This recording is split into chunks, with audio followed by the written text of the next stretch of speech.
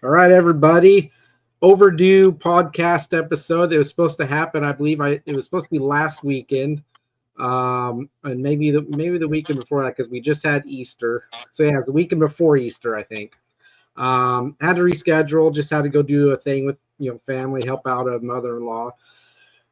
But we're here now, able to get it squared away. Able to get Brian on from Stretcher. I'm not sure who will know who Stretcher is, but we're going to get into that. I'm new to Stretcher myself. Yeah. But been getting into the music. Can't find the first two albums anywhere online. Don't know if there's if it's somewhere else. Maybe it's on the website. I think it's probably a future release on that stuff. Yeah, because I'd love to get into that and check out that incarnation of Stretcher. One of the lucky people that own CDs or was there live, you'd have a taste of it. Yeah. But anyhow, again, I'm joined by Brian of Stretcher. I'm glad to have you on finally, man, and to nerd out about the music and get in the nitty-gritty of everything and get everybody up to speed. I got an uncooperative camera mount right now, so that's all right. I'm going to adjust that. My voice will sound all right anyhow in the meantime. Yeah. Nope. So I tell you what, I got a question for you because I understand what a liar is more than I'd like to, and I understand what a pacifist is. Uh-huh. And I watched a few episodes. That's why we're here now. But you want to enlighten me on what were your thoughts behind that? So I'm interviewing the interviewer. You're probably going to be like, huh, really? But basically, what initially was going to happen is I've had these stop and starts of trying to get into making my own music. The trouble there, I don't play anything. I just write and I sing. Don't really consider myself anything special with the voice or my writing, but I shut myself down and it just never goes anywhere. And so I had this idea when a band of pretty much my favorite band from the really late 90s, early 2000s by the name of Simon Says. They've been dormant, not doing anything for 20 plus years. But they got back together about end of 2022 and into 23 and didn't announce anything until the end of 2023. And I was over at a buddy's house and we were talking about how I talk about music pretty much nonstop. It could be annoying to my wife because she's like, man, music, but I can't help myself. So my friend goes, hey, you should try and talk to these people, in these bands that we listen to, that we've grown up listening to, or new bands or whatever. And I'm like, well, how could I do that? And another friend of mine started talking about launching a podcast centered around music and mental health. And so I'm like, this could probably take a little time to get off the ground, but let's see if I could try that. So the liar's pacifist part of it, which that's probably what you're wanting to hear about more, and why it's called that is, and you might appreciate this, is I look at how society will pacify a liar instead of calling them out. And they don't just let something go on and on and on. Then for too long, it's out of control, and fixing it, correcting it is almost impossible to do. Or if it is possible, it's going to take forever. Then you got your collateral damage, and all this other stuff. And so it's just my observation throughout my life where people just pacify that behavior in somebody that's doing something they should be doing and just let them do it instead of speaking up about it. And so you pacify, not necessarily a liar, but somebody that's not exactly honest either. And that's not really out to be any good to anybody, So that's kind of more or less what the idea behind the name was. And since I didn't want to rebrand, and I haven't really thought of another name either, I just left it as that is. Yeah, roll with it. Yeah. My advice to you on singing would be just start hanging around musicians if you don't play. Yeah. Well, or start messing with computers. I've had a 30-year career, and I don't play anything well enough to play it on stage. I can play to show ideas and stuff like that, but don't let that stop you. Well, so far it has, but I never say never with that. I have a lot of people. I'm not going to pacify you, Will. Yeah, no, hey, yeah, I appreciate that. You can just get out there. Some people don't like confrontation, but I'm fine with it. Yeah, I'm kind of there, but kind of not at the same time. my past. In due time, it'll happen when it's supposed to happen. But so I know that you're not new to Stretcher. You know, when you were in Mower, I read that Stretcher and Mower had done things together in the past, right? And so if my information about that's correct, what can you tell me about Stretcher's history, with you being the member that's here on the podcast to talk about it? Just kind of some of the history with it, you know, because as I said, I'm new to Stretcher. I'm new to the music. I have to go back. So Stretcher's from San Diego, but right. I need to go back one iteration. The gentleman in the band right now, gentlemen, use that term loosely, Joe and Tom. Joe is the bass player. Tom's the drummer. They've been a rhythm section since high school. They're right. Old friends in bands, always together. Obviously, there was a different lineup. A friend of mine, Mario Israel, was the original singer. But I need to go back one iteration. There was a band called Belligerent that Joe and Tom started here in San Diego, and they were popular, but they were getting popular. They're getting kind of notorious for fights breaking out at their shows. Okay. So it got to the point where clubs wouldn't book Belligerent, so they rebranded themselves so they could start playing again. And the idea was if you didn't go to a Stretcher show unless you got carried out on a stretcher, because it's pretty heavy, intense metal. So that's kind of the genesis of it. As far as moving forward to today, where I wound up in the band, I'll try and tell us about the story. But Stretcher and Mower did a lot of shows together. I became fast friends with Mario and Joe and Tom and the guys in the band, and we put on events and in town. As far as hard rock and metal music, one of our shows would be a big event when we throw something together. It'd be a packed house and a lot of energy, a lot of mutual friends, fans, that type of thing. So we worked really well together, and there was a friendship and a respect there. There's a lot of bands obviously in any town, but all these years later, I still have them in my phone. They're still a band that I listen to and enjoy. So when it turned out during the pandemic that Joe and Tom were writing music with Chris Harchin, who was in another local band called Relevance here, but they didn't have anyone that they locked onto as a singer. I had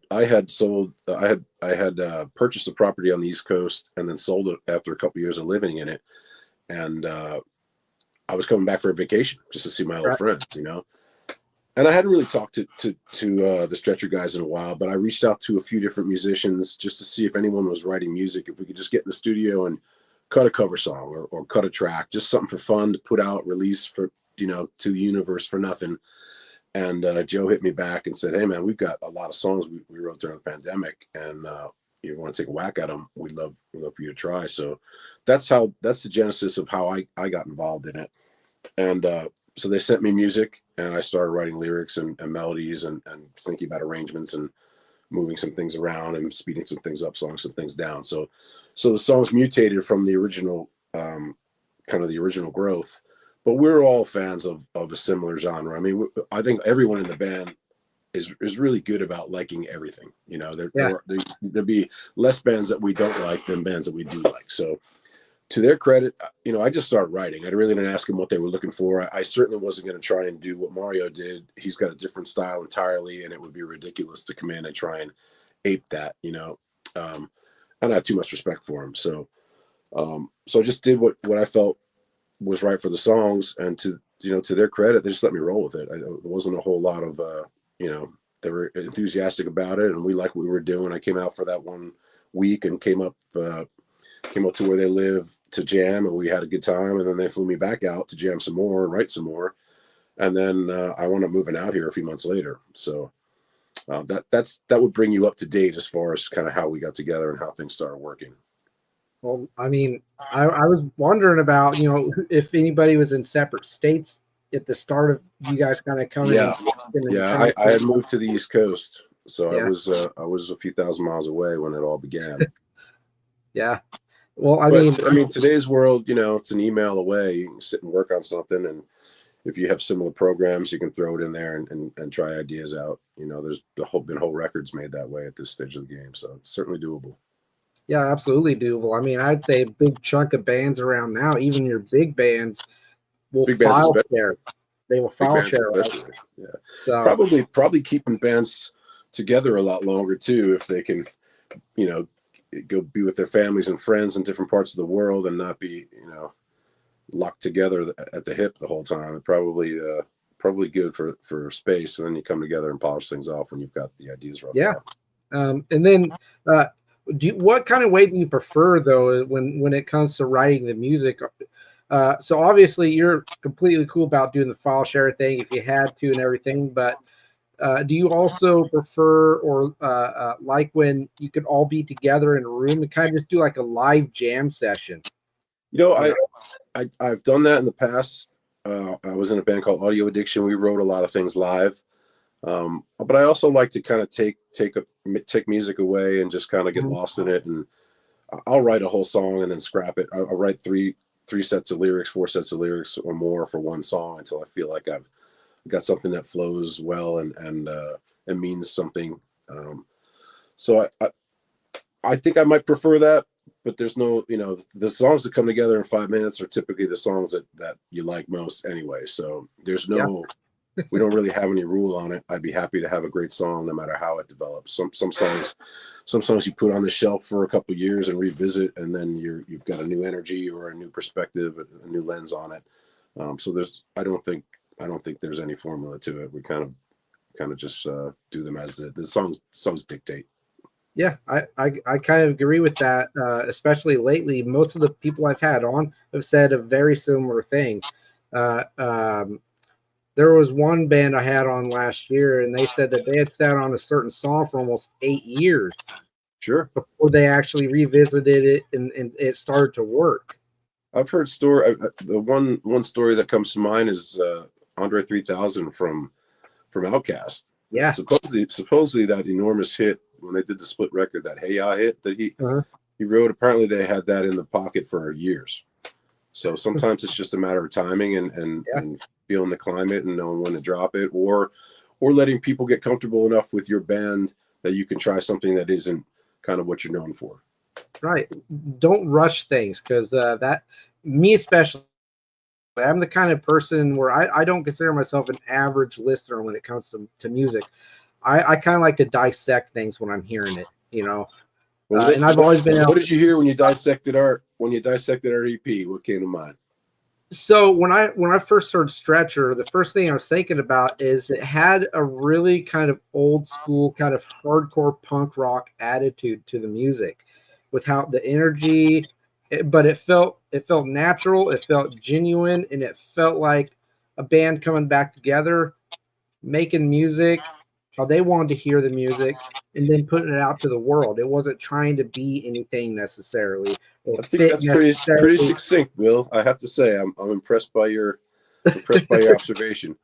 Because you have to realize these guys have been writing rhythm together for decades, so it's going to have that Stretcher element. But the guitar player Chris, he has more of a punk feel. I like to use the word loose. They don't like when I use that word, but it's kind of got a raw energy that is a little different than kind of the tight, fast, stop on a dime stuff that Stretcher used to do.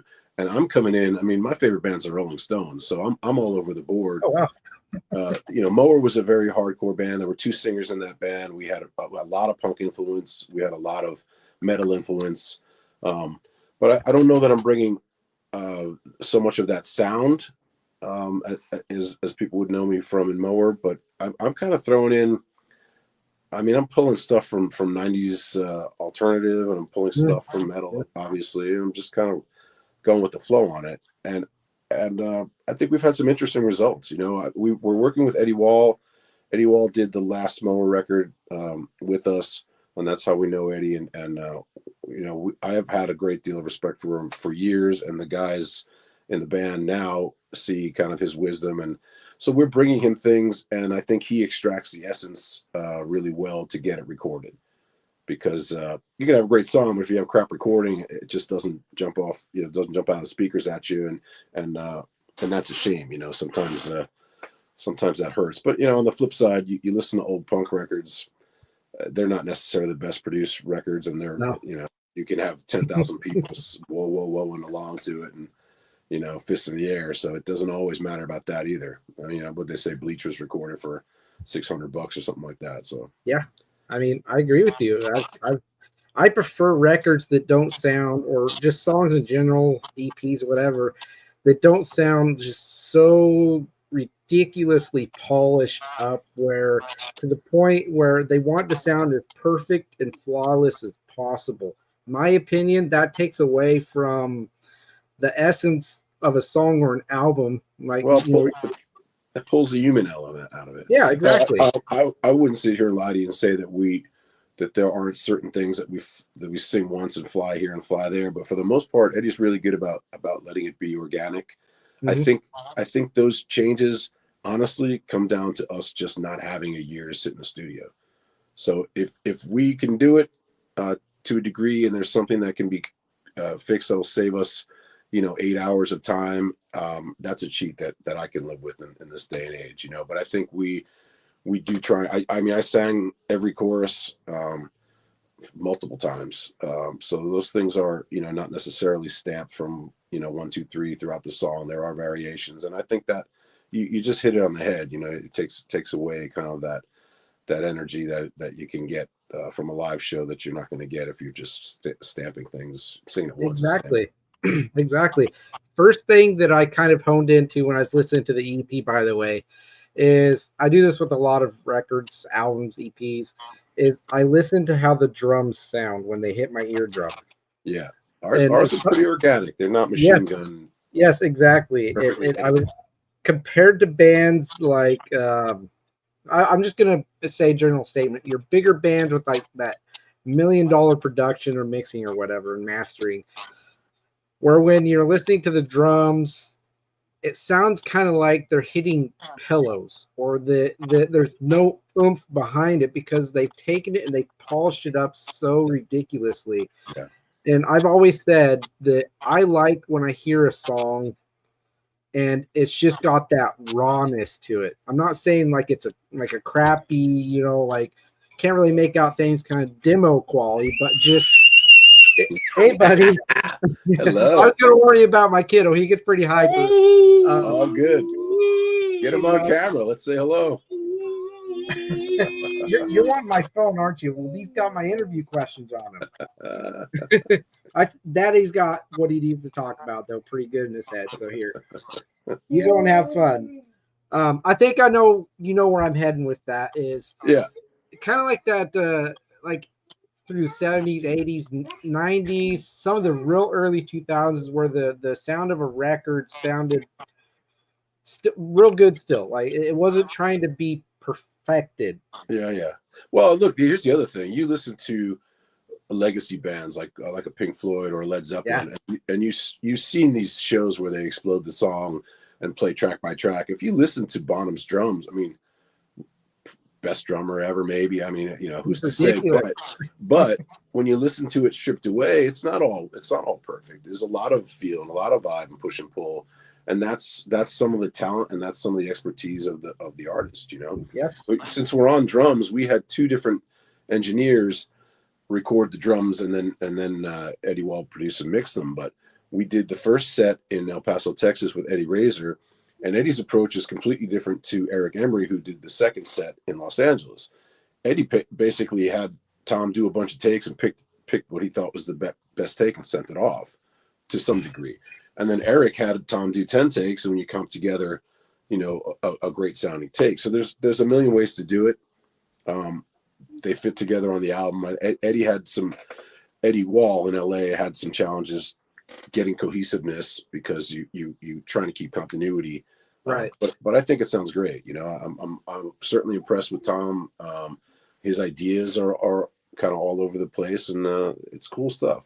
I mean, look, I've heard this EP more times than I want to admit, listening to it to check for mixes, to check for sonics, listening to the rough drafts. I mean, I still listen to it now in different car stereos and some home stereos to just see what listeners are experiencing. So I can't tell you how many times I've heard these songs, and I don't skip any of them. I'm enjoying all 6 of them. And I honestly, I think some of the better ones are going to be in the next batch. My favorite song that they sent me originally, we didn't record. So that one's in the next batch, and I'm excited about that. Well, that's got me excited. I'm the kind of person that where I hear a new song from a band I'm really into, or EP album, whatever format they put out music with. Yeah. once that last song or the song ends, if it's just a single, I want to know what's coming next. And that's right when the last song on the new EP, Information Overdose, hit, which I believe is Schizo, right? Yeah. I'm like, okay, so this is a really awesome start to reintroducing everybody to Stretcher of 2025. Right. I agree with you. There's no track on there that is a skippable track, even in the slightest bit. Everything was executed and put together in a way where it just held my attention, like every single song. And I actually listened to the cover of Blinding Lights a lot. I love when heavy bands come along and they will take like a pop song or like a hip hop song and put their spin on it. I feel like we really did put a different vibe to it. The wasn't the inspiration, but something that we looked to as an example was, if you remember the Eurythmics track "Sweet Dreams" and then Marilyn Manson's version of it. Yep. It was a different. It gave the lyrics different meaning, if that makes any sense. Yes, this song is 5 billion streams or something for Blinding Lights, the original. Incredible hook, incredibly catchy. Not something I'm necessarily gonna blast out of my car driving down the road, but you can't deny the songwriting on it. Those guys did an incredible job, and we wanted to kind of sing it in a way where it wasn't about the blinding lights of Vegas anymore. It was more about like the light at the end of the tunnel, like that type of a little bit darker shift in the paradigm of what those lyrics could mean. So, and I think we accomplished that. We slowed it down considerably and gave it a nice chunk. And my vocals they're not clean. It's very raspy, and I'm happy with that. I think we did because there are a lot of, go on the internet and type in Blinding Lights cover and you're inundated with bands, and some of them are pretty big bands, but I think a lot of people stayed very true to the original, and that doesn't necessarily translate into metal or there are some metal bands that did pretty big versions of it, and I wasn't something that I gravitated to. What you said just now, I 100% agree with. I love when if you're going to cover something, don't just take it and just note for note, melody for melody or whatever, and just like do a copy paste kind of thing. That's not taking and putting your own stamp on it. And so what you said, I absolutely agree with that. And that's exactly what you did. What Stretcher did with Blinding Lights. You want to know something funny? So sure. During the Stretcher mower days here in San Diego, there was another big band called Ghoul Spoon, and the singer he's been in multiple bands, but he since wound up singing for Smash Mouth for the last couple of years. And didn't we put the single out, and they recorded a version of it too for a punk compilation, and put a different kind of a punkier vibe on it. And this is a friend of mine I've known for 25 years, and I'm telling him, I got this version of Blinding Lights going to go. I almost said Smashing Pumpkins. Version of Blinding Lights going to go on the EP. He's like, dude, we just put that song out. So the song is ubiquitous and well deserved, and I agree with you that we put a different spin on it. I hope people appreciate it. Yeah. The guys did not want to do I didn't want to do a cover song. The cover song is kind of like you understand, the Beatles covered other bands, and it's something to kind of introduce you to other people that are familiar with something. And then the best compliment I get on that song is when we play it live, people will come up afterwards and go, dude, I was singing every word, and I didn't even realize that it was a cover until the end of the song. I'm like, holy crap, this is that song. So it's cool. We had fun with it. So people basically been thinking it's an original until they talk with you. Wow. Well, or just till like the third time the chorus hits. They're like, holy crap! Now I know why I know all these lyrics. Yeah, I love covers like that. Deftones do a great cover of Simple Man.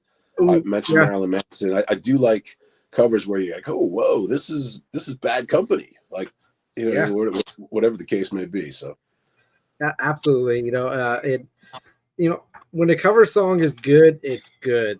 But on another side of that token, I feel like I should say that I'm not always a fan of when it's the same really big song being covered 3,000 times. Yeah. You know, that's certainly the case with Blinding Lights. Yeah, but I understand, sometimes why it's chosen, because it sounds like it'd be a really fun song to just dissect, deconstruct, and build back up as something completely different.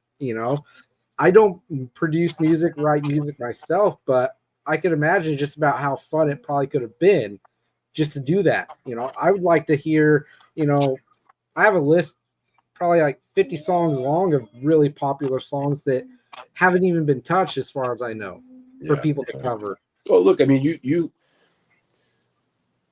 sometimes the second artist has different vibration, different energy, different experience, and I'm thinking of like the way Metallica interprets Diamond Head songs. I mean, look, Diamond Head wrote great songs, but they weren't those songs so Metallica did them. Or I just watched it. I'm so embarrassed because I'm spacing on his name, but I literally just watched it again yesterday. There was a cover of Changes by Black Sabbath. Do you know that artist? I know Black Sabbath, but the one that you're talking about, like who did a cover version, incredibly soulful version of it. His mother passed, and he was brought up these emotions. He originally didn't want to do the song, but you listen to that and it just grabs your heartstrings. Like sometimes it's what that other artist, what it means to them and what it draws out of them. So cover songs I like them better at live shows than necessarily to do on records, and I'm not in any rush to do another one. I think we have plenty of original stuff that we want to get out there. But it was fun, and I think it served its purpose. It's raised a few eyebrows, and we'll go from there. I think it was a choice well made. I definitely think I see the views on it. I need like 999,999 other people to feel the same way. Yeah. Well, and some people might even say, "Yeah, why is a metal hardcore kind of band covering something like that?" People find that it's way easier. It's way easier to get shit talkers than it is to get admirers. That's for sure. Yeah, especially online. Yeah, let them talk, But so let's kind of get in the nitty gritty now with information overdose as a whole. Like let's just kind of get into that process and cover as much of it as we can with how much time you have to chat with me, because I like to hear in depth, or as in depth as possible, the way things come together. Because songs aren't as simple put together as what someone listening to them might think. And there's a lot that goes into it, a lot of scrapping ideas entirely and throwing them in the trash bin, and then starting the process from square one again. So let's dive into information overdose, and track for track, the 6 tracks. We just extensively did Blinding Lights, so we can either skip that one and go to the next one, which is Chosen One, I believe, and just go from that. I mean, I think if there's any kind of theme running through everything, there's different ideologies among the 4 people in this little microcosm, but I think something we agree on is we're really kind of fed up of people agitating groups against each other, agitating people against each other as a distraction, and I think that theme kind of runs through as far as Chosen One. You're kind of talking about how it builds someone up to tear them down, and we see it all the time. It's kind of like news cycles and trends. Something is hot as hell for 6 weeks, and then the next thing you know, it's garbage. A person's going to come save the world, and then the next thing you know, they're involved in scandal, and they're been relegated to obscurity. Like that's kind of the touch on it. I try as a listener. I like to come up with my own interpretations of things, and I'm sure you do too. Absolutely do. So I don't want to spoon feed someone, or dictate what the songs are about. They're vague enough to where you can apply the template to how you see the world. Yeah, I mean, I think that when I heard Chosen One for the first time, just from taking things from a literal sense, I thought I was listening to a story about not any certain person, just someone that was put on some sort of a pedestal. Yeah, and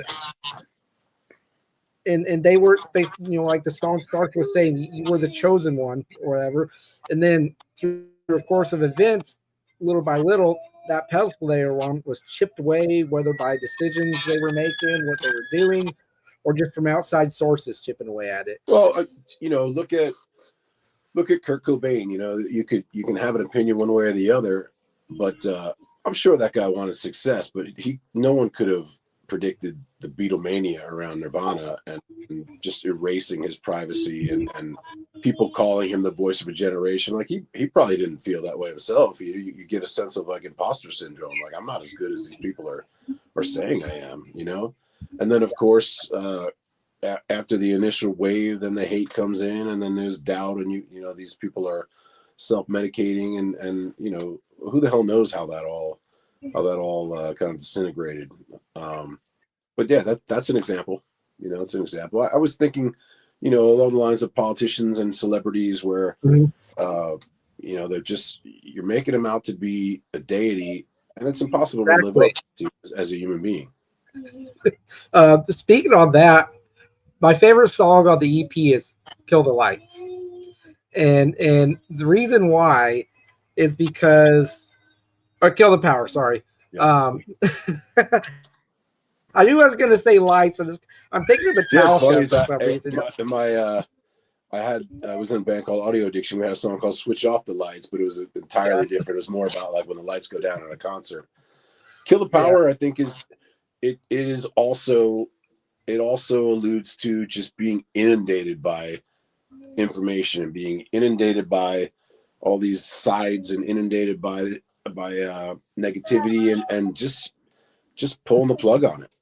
Taking a break from the news cycle, taking a break from scrolling, taking a break from just constantly being glued to something that's just pushing puke at you. It's a constant feed. Go for a hike, man. Get out of the screen and stop being programmed by people that are programming you to spend money or to think a certain way, or if you're not constantly inundated by that stuff, you start to think for yourself. What a radical idea. Yeah, and so go ahead. I was going to sum it up. Just kill all that noise, pull the plug, kill the power on it. Don't feed into it. So in other words, don't give it power, especially negative. At some point, Mower was a very aggressive band lyrically. And I think it was more about, for me anyway, it was a lot about what I was against. And I think nowadays I try to just champion what I'm for. I'd rather try and raise up the positive than tell you what I don't like. I think that's time better spent. I agree with you, and in all honesty, I could be kind of bad about doing a negative spin on things, a lot of the time. It's easier. It's the path of least resistance. We're all like that. It's like procrastination. Yeah, it's easier, and it's just when you see something that just seems so ridiculous and just makes no sense, you see no benefit that it will serve the person or just people, society in general. That habit I have of looking at it in a negative way of like, why are you opening your mouth and saying all this? Like one example is like the backlash with this whole Katy Perry going up in that Blue Origin thing or whatever it was called, come back down, kissing the earth and making that comment, or speaking how she did, and basically media saying, oh, they're astronauts now. Takes me back to Kill the Power. Like I love that line where you talk about like a politician walking up to the podium or a celebrity, and they open their mouth, and you know how it goes. And I'm just like, that's exactly why is that at the forefront of news? That's the question I start asking. I remember the news growing up as a kid, and those were like the fluff pieces at the end of the news hour when there was nothing left to talk about. Why are these things? That's not terribly important, is it? Is that something that we need to be? And then dissecting it and choosing sides on people flying up to space, or did they not fly up to space? I mean, it's like, part of if you tell a group of people so many lies or so much information they just don't know what to believe anymore. And that's very powerful when people can't research things. And research. I have a friend, actually my old singer from Mower is in school right now. He's doing quite a bit of studying, and that's research, going and finding scientific data and provable results, and collecting information is research. What jumping on Wikipedia for 15 minutes it's hard to really call that research. Yeah. You're not testing that against anything, Yeah, especially with a lot of biases involved. So yeah. I was just gonna say that you're right about Wikipedia. I go there a lot, myself, honestly, and I don't take everything. If I want to know who played saxophone, if I need to know Sonny Rollins played saxophone on Tattoo You, that's when I go to Wikipedia. But I'm not going there for scientific reasons. Most of the time it's related to music, like a band member, why they might have left, or what they played on this album, if they know any other instruments, things like that. But anybody could go onto Wikipedia and alter things on there. Also true, and believe me, they do. Yeah, word of caution. It's not the Bible of information. You know what? It is perfectly okay to say, hey, I don't know enough about that subject to form a valid opinion or get into a debate or an argument about it. Yeah. Or a conversation even. Sometimes you just don't know things. That's the old joke that these comedians make. It's like you've got all the answers in your pocket now on a smartphone. And back in the day, you're like, man, who's that guy that hit X amount of home runs in 1967? It's like, I just don't know. Can't come up with it. I gotta have to wait till I go home or go to the library and exactly. And find out. But you got to be careful these days for sure with having basically, like I said, all this information in your pocket, just access it like that. Just I think the title of the EP itself is just such a on the nail of the head kind of thing of information overdose. The amount of stuff that the average person takes in visually, hearing it, smelling or sensing or whatever, in a day or in 10 minutes is ridiculous. The thing is, you're bombarded by it. Again, kill the power. Sometimes the only way to escape it is to get away from it. Get out of your house, get into nature, get with close friends and leave the phones down and just connect with people in a human way. I think that is a massive problem in society, is that tribal connection is disappearing, and so some of that it might be intentional, that don't really want people to band together. Yeah. Speaking on that, so I hope this won't sound to people that are watching or will watch this that it's me saying that the United States has no heritage or no culture. It's not what I'm saying. What I'm saying is you watch, for example, I'm watching that Life Below Zero show on National Geographic right now, and there's this certain guy on there named Rico DeWild, and he's a native there. He was born in Alaska, out in the bush. He's never lived in a city. He was raised in the wilderness with his family, and it goes back generations for him. And he has all these traditions. He has all these things that he's passing down now to his kids.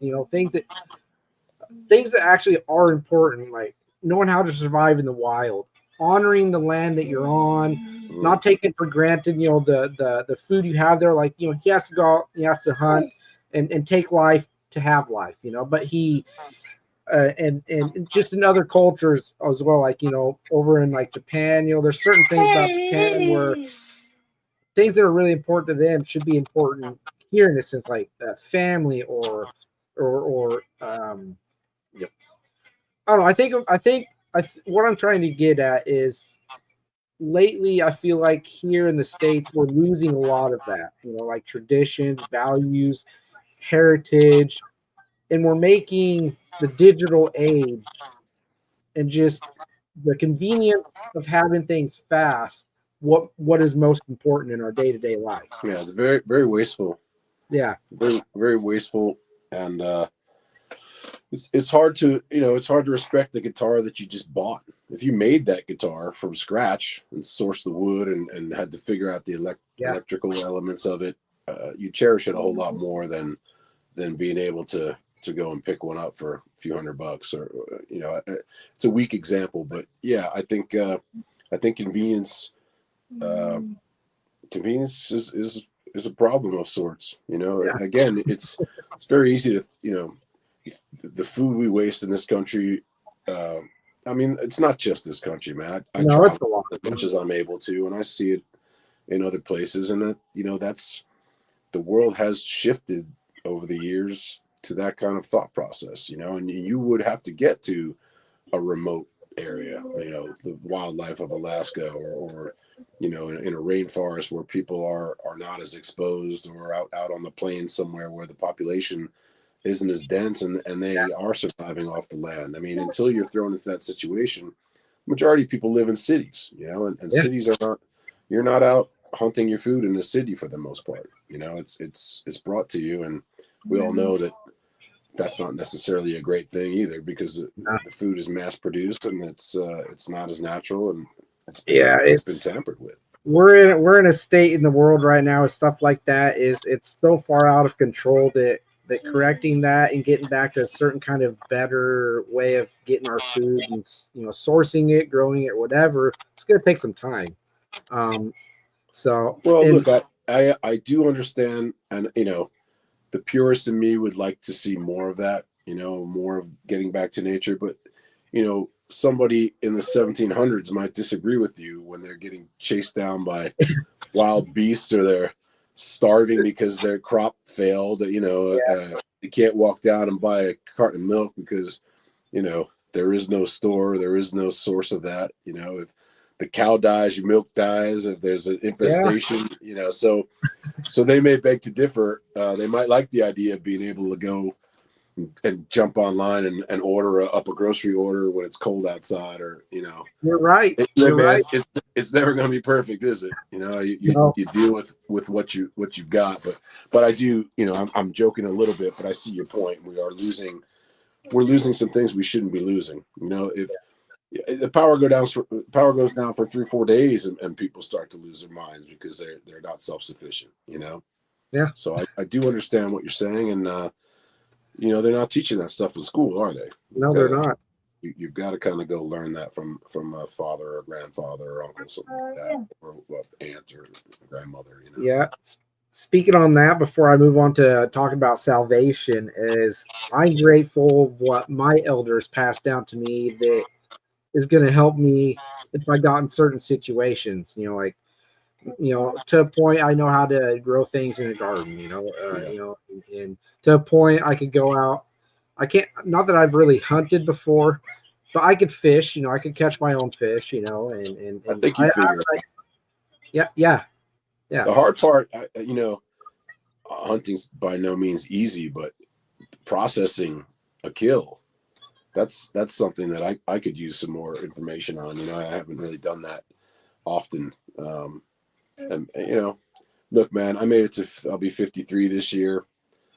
I'm not an idiot. I managed to survive longer than they did in the 1800s. So, and I knock wood, I got a few more in front of me.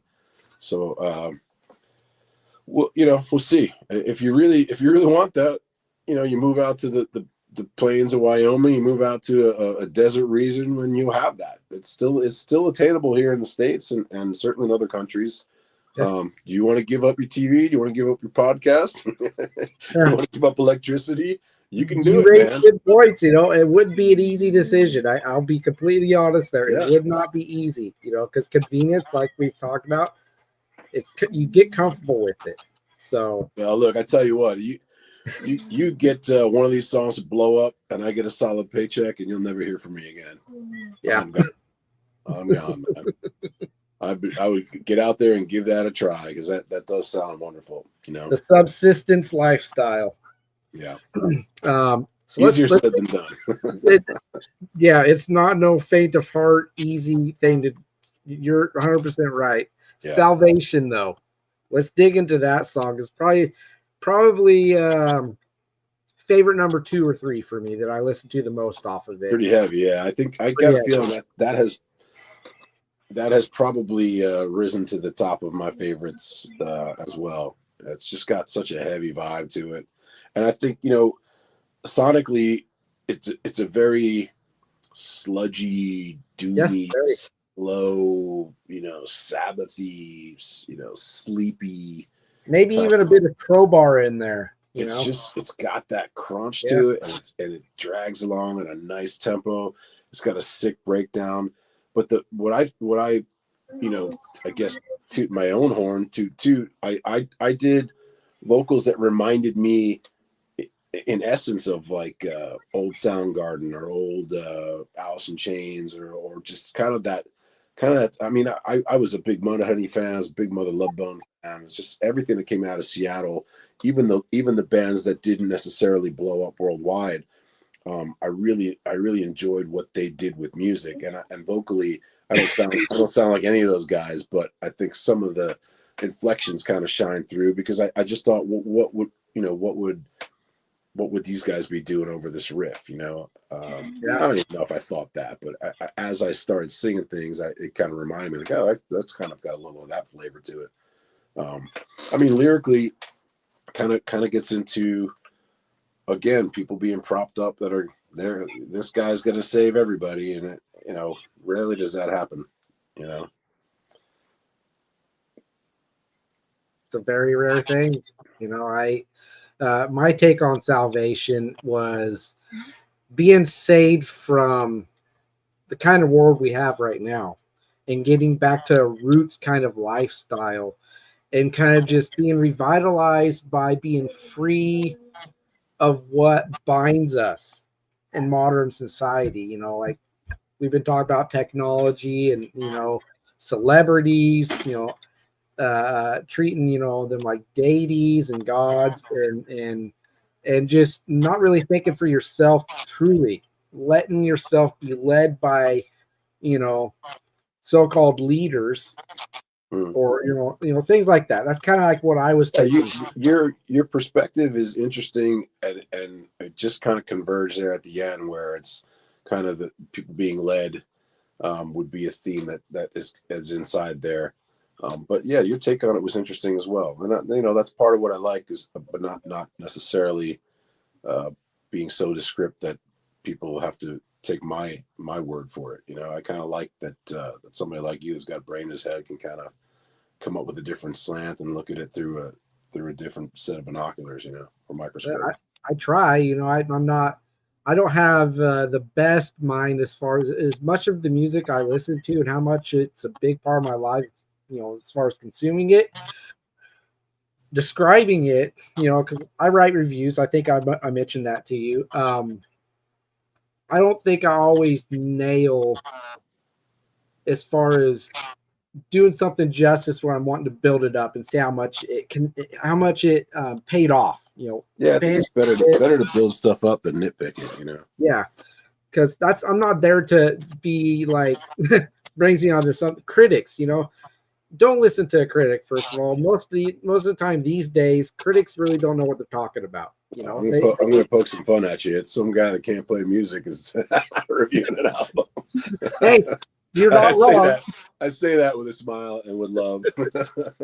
Hey, I take my own medicine pretty well. I like to think it. Well, look, man, if you're necessarily writing and creating stuff, you don't necessarily have the time and energy to sit and dissect stuff the way someone that is into other things does. Yeah.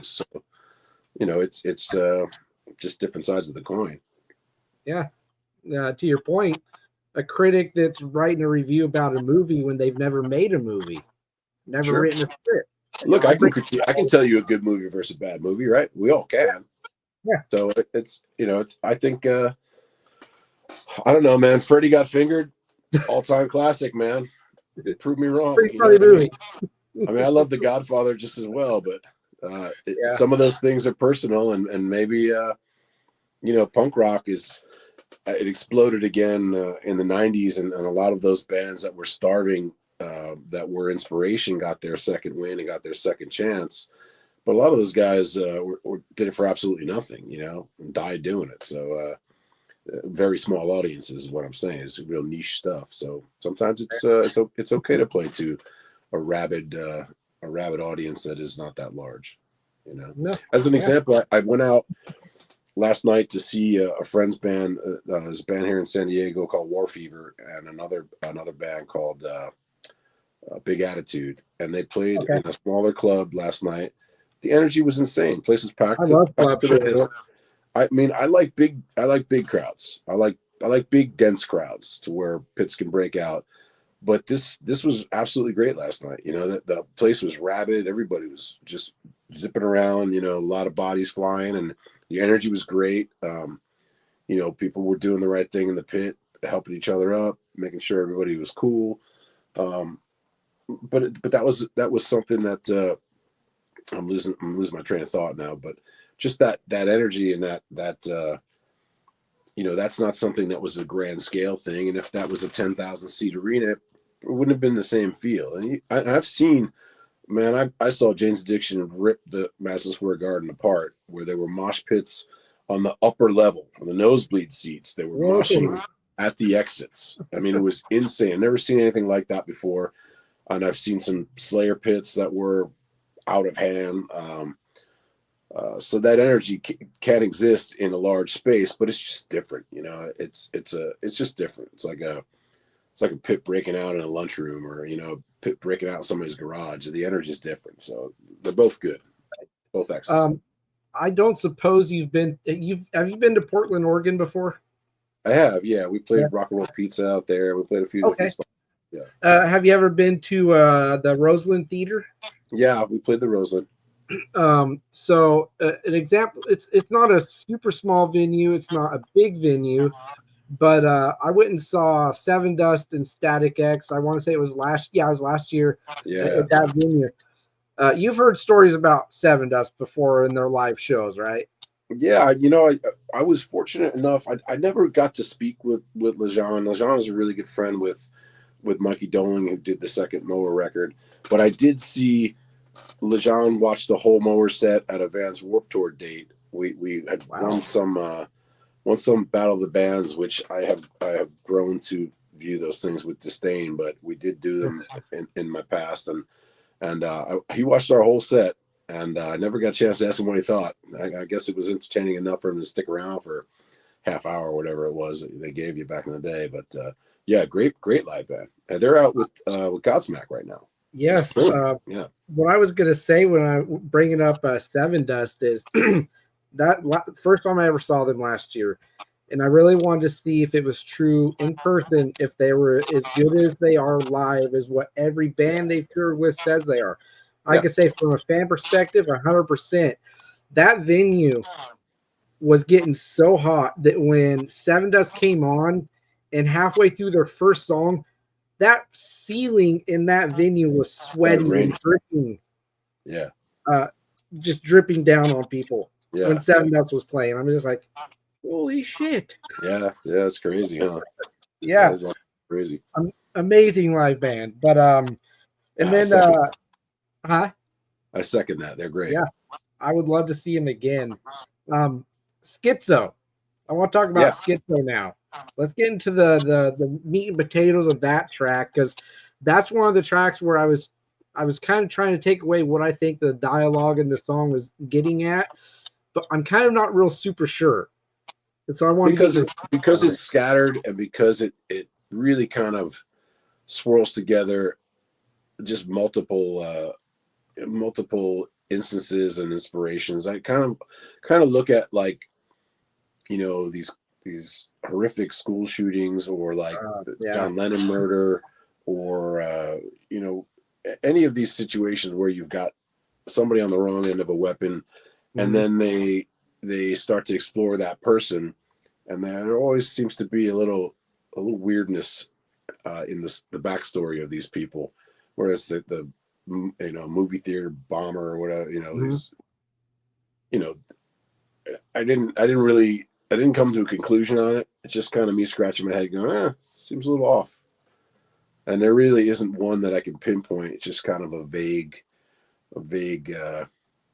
sadly, since I've been an adult, how many Wacos and they had terrorists at the Queens of Stone Age show, and all these different horrible examples, to the point where I didn't really get into details on it. Just kind of was just kind of scratching my head, going, God, these assailants always have a weird backstory. So that was it. Yeah, very wide open. Well, I mean, the title works in the context of what you were talking about there. That there are a couple songs that there were titles on the files that I got, and I just kind of ran with them. And it's not something I really prefer to do, but I was kind of trying to get stuff written fast for my second trip out here, and just ran with it. So that's kind of where the name came from. I want to say, I know it's Tom's. I think it's Tom's, the drummer's, favorite track, but I don't know if he named it or who named it. I'd be hard pressed to remember right now.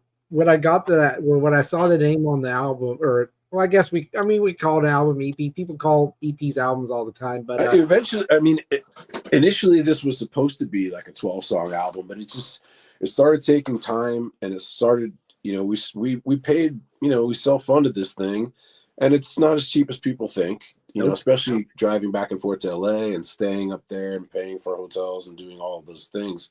It got to a point where it's like, we're not even really playing shows. So there's no merch being sold. There's no tickets being sold. We're just doing this out of the love of it. And if you want to blame somebody for not having a full record, it's me. I kind of said, we got to put the brakes on this and let's polish this thing up and get out and play some shows and see if anyone even cares. You put this out and maybe no one gravitates towards it. So, but in a way, I think in today's climate, man, people are releasing CDs. We gave people a good solid taste of who we are now, and we've got some great stuff on deck. If we do 3 or 6 songs and just kind of keep putting stuff out, and we're going to generate interest. We're a good live band. I have a lot of experience. These guys have a lot of experience performing, and we tend to try and do events rather than just shows. So we'll see how it goes.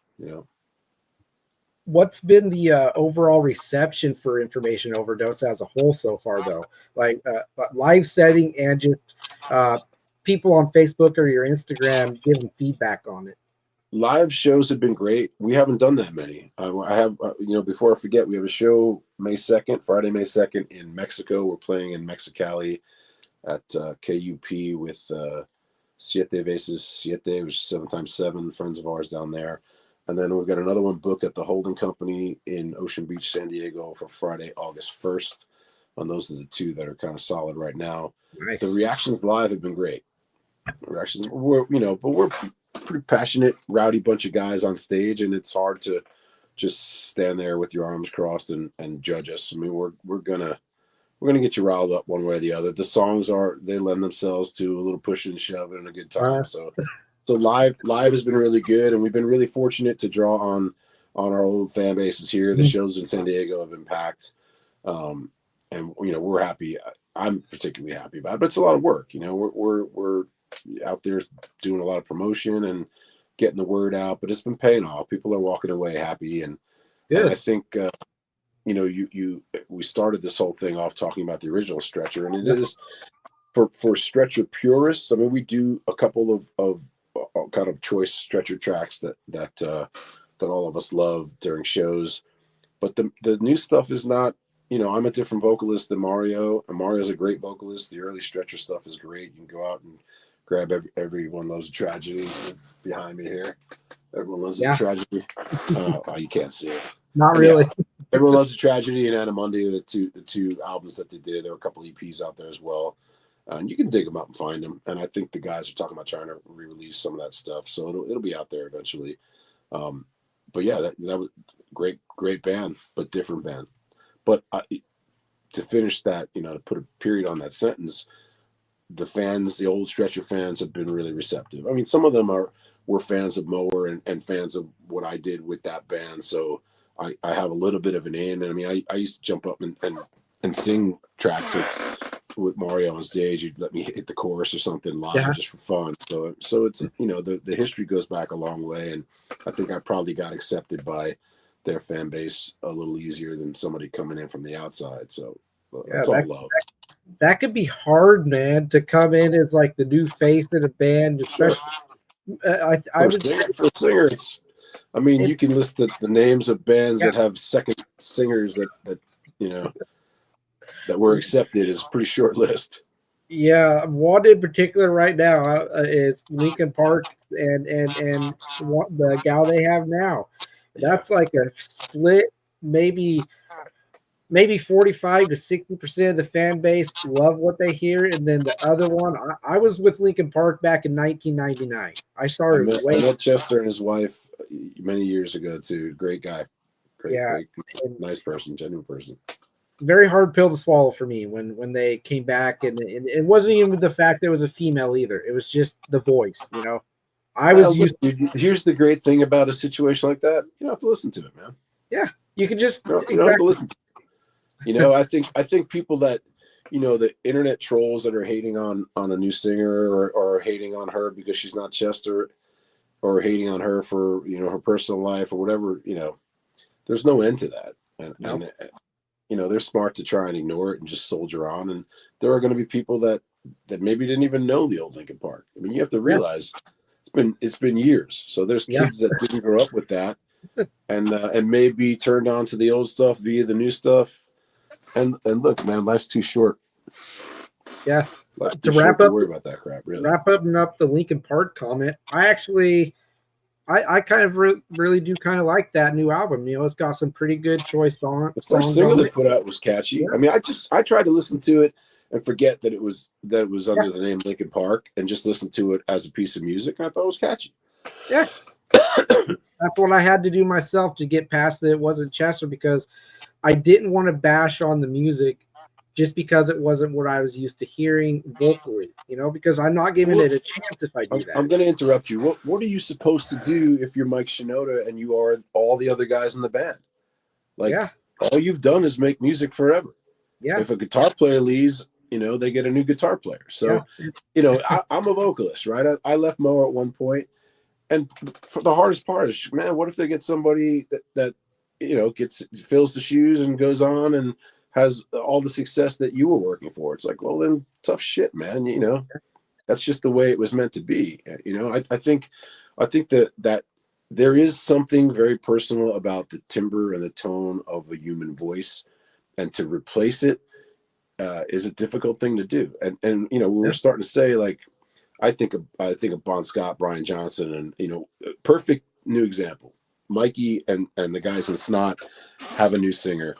Yeah. The guy has enough of the gruff and style of Lynn Strait, rest in peace, without trying to necessarily emulate him, and knows the story and was a big fan and is incredibly respectful and has the energy. I saw them here at a sold out show in San Diego. They are going on to some really big festivals. I've said it in other podcasts. You'll be hearing from Snot again, man. Absolutely. Their first album was an absolute powerhouse, and if they write to their ability, I mean, I really hope that they have their victory lap, because that record was insane and those live shows were insane, and the show I just witnessed here had the same energy, the same vibe. It was super cool. So best of luck to Mikey and all those cats. Their fans never went anywhere, though. I just the turnout from the show that you attended would validate that. The fans never left. They were waiting for that for years and years and years and years. Yeah, but I can tell you that they've had some talented singers step in over the years. Yeah, I have. And it didn't have the same chemistry that this new guy's got, and not really to. Not to say one way or the other. I mean, I enjoyed the singers that sang with them in the past. So I mean, I was happy for that too. But some things click better than others, and sometimes it's the timing. It's been long enough without it that people are kind of clamoring for it, and those guys are going to bring it, man. It's super talented people. I couldn't agree more. What's next for Stretcher though? What could we expect besides more music? I think we're already started to do a little pre-production on some of the newer stuff that I hadn't heard, that we've been writing since I got to California again. So, we'll be back in the studio at some point. And then shows, I mean, we're just trying to iron all that out. We've got a really good scene here in San Diego. I was kind of talking about Battle of the Bands. There was a Battle of the Bands recently, and I've really, like I say, I've come to kind of despise the pitting bands against each other and this competitive, it's like, is Fear better than Led Zeppelin? It's like you're comparing apples to elephants, man. They're two completely different things, and it's really divisive. And I think a lot of times it's a cash grab. And what do you win? You're gonna go play just like we played, 12 o'clock on a side stage at some festival where you're gonna have people that were crossing over to another stage or just going to get a hamburger and a beer and just catch a few of your songs. I mean, not to say there isn't a benefit from it. You do get exposed to people that wouldn't be at your local club, but I don't know, man. I'd rather see more cohesion especially in the local scenes. You get people talking shit online, and that's just not. There's some great bands out here. I mentioned War Fever. I mentioned Big Attitude. There's Desponders from San Diego, Miniaturized from San Diego, Sleeping Faces from San Diego, Cascade Effect. Oh, love those guys. Yeah, well, I think that's actually why we're sitting here talking, because I had watched their interview with you and said, "Hey, man, are you doing these on a regular?" And here we are. Yeah. I mean, there's, and I rattle off a bunch of names, but Signal for Pilot and Door 13, The Last Call. These are not all metal bands. They're not all hard rock bands. I mean, they're all over the spectrum. And some of the shows that we're putting together are the first show we did out of the gate was a reggae band, a pop band, like a hard rock band, whatever it is we're doing. And I think you're bringing more of a festival vibe and letting your crowd kind of pick and choose what they like and give them a little exposure to stuff that, rather than just lining up five death metal bands or whatever to try and, satisfy one audience. I think you can respect your audience and respect the public enough that they can like 2 or 3 different types of music, Yeah. No, I agree. I like having a variety at a live show with the lineup. I don't really particularly. I mean, I've been to several live shows where it's pretty similar bands, and I thought they were amazing shows. And that works too, dude. There's no right answer to it. Right. Yeah, that's no right answer. Basically, my next to last question for you, and you seem like a guy that would have a really good answer for this. I'm going to ask it, give my take, and then you can give your take. What music needs right now? And right out the gate, from my opinion, better songwriting and better artist development, I think, would be a crucial thing for music in general to kind of get more of. Because there seems to be a lot more of a focus on not so much songwriting. They just want something to be catchy enough where it could be a hit, where it's going to sound like whatever everybody's vibing with. And then as far as everything else goes, that's as far as it gets for development music wise. Everything sounds too similar these days.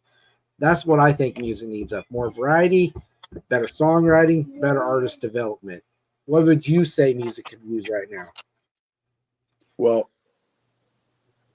I'll go back a step. So today you've got people that you can put together a whole record in your garage. You put in your bedroom on a laptop. The software is out there, the loops are out there, the sound banks of guitar and the different simulated amplifiers. You can create. One kid could sit in his bedroom and create an album. But to touch on your point, that kid may not have 10 years of songwriting experience. And he can upload it to TuneCore, and now it's out there for the world, and it's not really polished. The other thing is, man, nothing has really changed with the industry jamming shit down your throat. If there's enough money behind an artist, and there's enough outlets that they're buying advertising on stations, and so they've got sway, and they're jamming this new band down your throat. if you're inundated by it, you hear a song enough times, if it's got any kind of a hook, you kind of, it gets in your brain because you heard it Nod enough your head to it. you know, and that hasn't really changed. You know, I don't know. There's no easy answer to that. I think you touched on, you want better songwriting, and we also touched on earlier in the interview, maybe not something that's so mechanized. You know, I listen to kind of today's hip hop, and it's all the it's got like the hi-hat going through everything. But you know what? I'm not 13 years old, and maybe that's the shit that they eat up, and it's new to them. I mean, you can probably recall like the first time you heard Korn or the Deftones, and that was kind of a shift. Deftones. A shit, but I love the Deftones without even getting into it, but that was a shift in style, you know, and Helmet and bands, you know, prior to them were doing some of these odd tunings and doing some of these odd rhythms and percussive rhythms, so they didn't necessarily develop it, but it certainly became more cohesive, and you could see, like, you know, I remember I was a massive Guns N' Roses fan, I'm a massive Hanoi Rocks fan, Jane's Addiction fan, and then when the Seattle wave came in, it was just a sea change in music. I mean, I'm the 80 millionth person to say that, but there'll be something new. You know, I don't know that what we're doing is new, but I think it's cool. And who the hell knows? Maybe what we evolve into is new. But dude, like I said it before, I'm 53. If I get to 60, it's all good. You know, I'm not really trying to reinvent the wheel. We're doing stuff that feels right and that we're enjoying. And hopefully other people enjoy it. You know, what the hell else can you do? It's going to be what it's going to be. I'm not going to lose any sleep over it. I've learned to become deaf, and I probably have become deaf, and I don't really care what people think at this point. You know, if I'm enjoying it, the chances are I'm a music fan. You're a music fan. We know some good bands, and if I'm thinking it's cool, it's probably pretty cool. You know, and then it's up to other people whether they want to join that party and that kind of you know, what our little movement is. Yeah, and if people do come on to the stretcher party, since you guys have been back and, you know, throwing down on the stage, putting out music, awesome. If people pick it apart, whatever, you know, you're not really going to be concerned with that. They can speak their mind if they want to, but, you know, that's fine too. I've never. In decades of doing this, I've never read someone that doesn't enjoy the music that has left positive, constructive criticism that I could use, and that'd be okay. You know what I mean? But it's never that. It's always some cheap shot or, you know, a 3-word insult or a expletive or something like that. So not usually very helpful. Very easy to sit and shoot stuff down from an armchair. It is keyboard warriors, I guess, as people call them, you know. Yeah. But to wrap it up, though, man, anything else you want to say to the people watching and watch this? I would say if you want to see what we're about, the website stretcher.music. There's that video. We had a great video shot by Tyler Jordan. The thing looks excellent for Blinding Lights. That's on YouTube. And then Spotify. I mean, we're just released the stuff. There aren't a ton of followers on Spotify, so if you want to come and join us over there and give us a follow and all that stuff. I mean, honestly, I don't really care how many people are there, but when I go to book shows, I want people to understand that there's interest in the band and people are excited by it. So it's more of a perception thing than whether I really give a shit whether there's people sitting there listening on Spotify or how they're absorbing it. You know, not a big concern when I lay my head down at night. I get it. I mean, I don't get it since I'm not in a band, but I get it as far as what you mean. You know, I get it. Oh, look, when I'm trying to arrange an event, I want people to know, like, yeah, there's something going on with these guys, and if they're going to do exactly what we said, they're going to do their Wikipedia research, they're going to type in the name of the band and the city we're from, and then stuff's going to pop up, and if it doesn't look like things are happening, they make a spot judgment, maybe without even hearing a lick of the band or not knowing our work ethic. Like we promote like hell. So if we're booking an event at your club, or we're booking a tour with you, we're going to work a lot harder than other bands would. So we need the bullshit to reflect that, you know. So it's a sad state of affairs. We get our few thousand on Instagram and a few thousand views on this and that on YouTube, and we need the same thing on Spotify. So find us, like us, tell your friends, blah blah blah. You know the deal.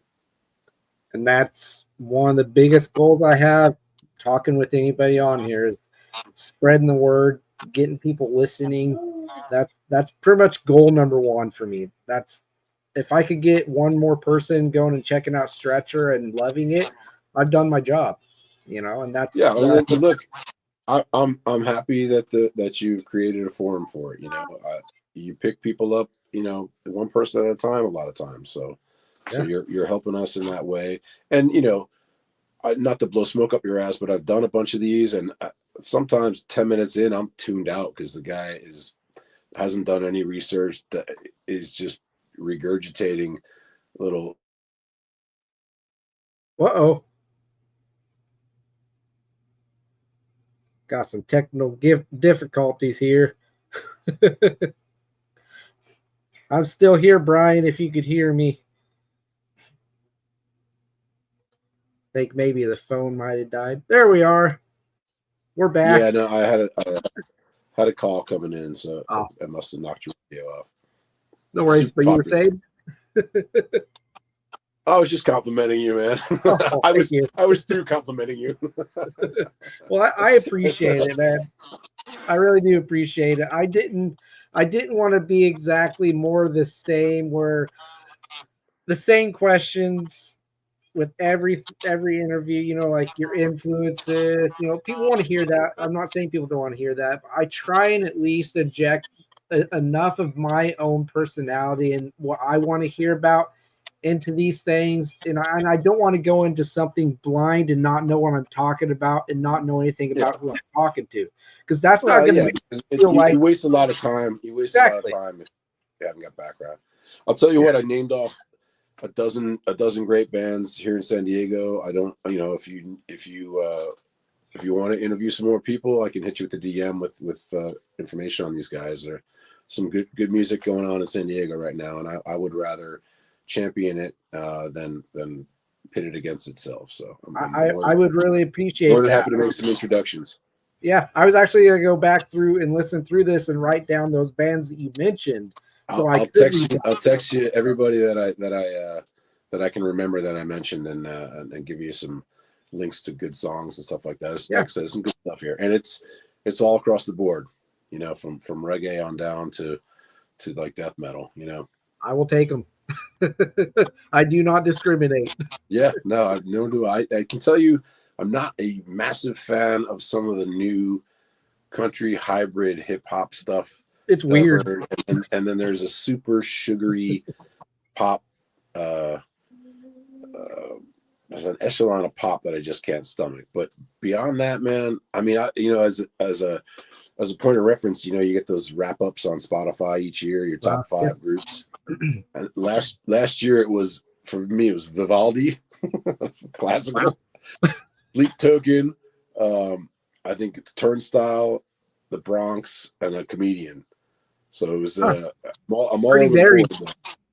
Yeah, I mean, I think you can draw inspiration from anything. I remember doing the second Moa record, and I remember I had this. It was like a Blind Melon inflection that I threw in there, and no one's going to call me on that in the middle of barking and screaming. But if I hadn't have listened to those records growing up, I might have lost something that added to a song. So you can. No, I hear you. Good having a lot of spices in the cupboard. You know, you never know what you can flavor something with. Yeah, gold comes from the most unexpected places and inspiration wise. You know, you wouldn't expect to be inspired by the way a leaf falls off of a tree when fall's coming or whatever, but it could happen. You know, and draw like a metaphor from that of how the cycle of life is. You know, how things change over time. But anyway, you're right though. Some of the most successful artists just know when to accept the gift of inspiration and jot it down, you know, because some of it is it does seem kind of divine at times. Yeah, absolutely. But I would love to keep talking, man, but I'm gonna take the kiddo to the park. But man, just know that this unplug, tune out, turn off, tune out. Exactly. But it's been a lot of fun talking with you, Brian. You know, I think you're very genuine, man. You don't sugarcoat, and I appreciate that. You know, I love you calling me on things through this interview and just kind of hey man, with love, I love that. You know, that really was a refreshing kind of thing. It's happened other times too, but I think this type of honesty can only come from someone who doesn't give a shit about about getting a Grammy or is doing it purely because it's still fun to do, and you know, not out trying to get the hottest blonde in the club anymore. It's just kind of we're making music because we love music. So maybe you just have to be a veteran. Yeah, well, make music because you love doing it, not because you want to load your bank account with money. Yeah, not a problem. But anyhow, man, again, thank you for coming on. I hope I do the band justice with this interview. I'm going to do my best to share it around and get people watching. I appreciate it, Will. Yeah, absolutely. And please, man, anytime you want to come back on, if you know any of the other guys want to come on with you or one of them come on individually, I think you should have Tom and Joe on one time. They can talk to you about the music industry on an entirely. I won't get into it now, but they have a different scope of knowledge about the music industry that I think you'd find really interesting. That doesn't have to do so much with music. So should have those cats on. Sign me up, man. I will definitely take that. I'm gonna shoot you this list and give you contact info for other bands too. All right. Well, man. Have a great day, man. Enjoy your family time. All right. Thanks for coming on. We'll be in touch. All right. Take care, Will. Bye. Bye.